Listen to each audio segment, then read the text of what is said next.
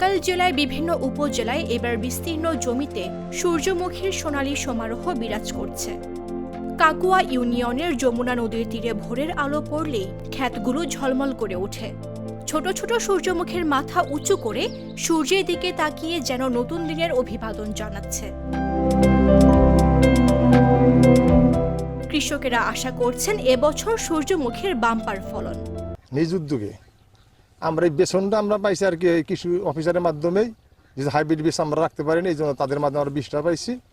এটা নিজ উদ্যোগে আমরা এটা করছি যেহেতু লাভবান হওয়ার জন্য। গত বছর আমরা যে লাভবান হয়েছি তার সে বছর আমরা আরো বেশি লাভবান হতে পারবো, এটা আমার আশা আর কি। ফুলের বাগানগুলোতে প্রতিদিনই দেখা যায় মৌমাছি ও প্রজাপতির ব্যস্ত আনাগোনা। নৈসর্গিক এই দৃশ্য পছন্দ করে ফুলপ্রেমী ও পর্যটকরা।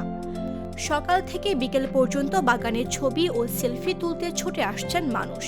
তো দেখলাম যে এই জায়গায় সূর্যমুখীর ফুলের চাষ করছে, জিনিসটা দেখে খুবই ভালো লাগলো। এই কারণে দাঁড়াইয়া এই জায়গায় একটা সেলফি উঠলাম, যে আসলেও এইটা যে আবাদ করছে আমার মনে হয় যে এটা আমাদের টাঙ্গাইলের জন্য একটা গর্ব।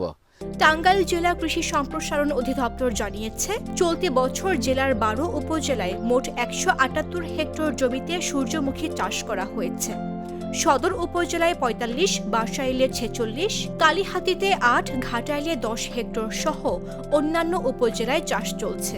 আমরা বলবো আগের ফলন খুব ভালো হয়েছে, আমরাও বলবো আর আমরা মেলা কৃষকে বলবো খুব ভালো ফলন হয়েছে। আমিও আশা করছি, আমিও বলবো।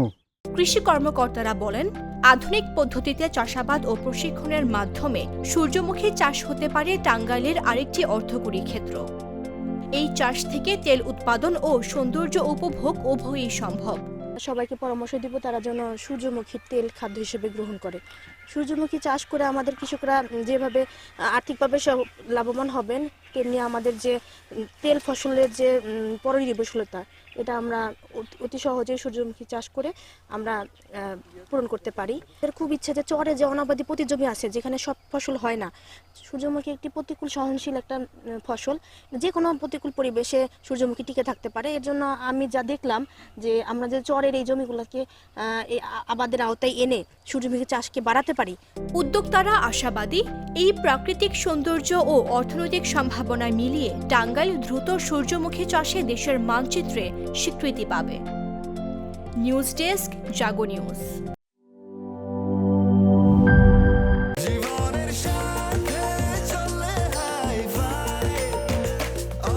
স্বাস্থ্যকর অল টাইম, সব সময় অল টাইম হেলদি লাইফ।